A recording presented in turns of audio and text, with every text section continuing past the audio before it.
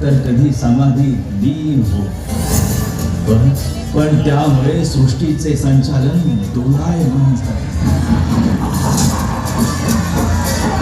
चिंतित झालेला ब्रह्मा आणि विष्णूने आदिशक्तीची आराधना केली.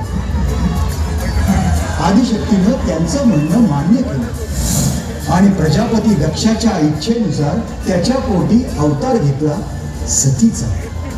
सती मातेच्या आयुष्याचा एकच ध्यास महादेवांशी लग्न.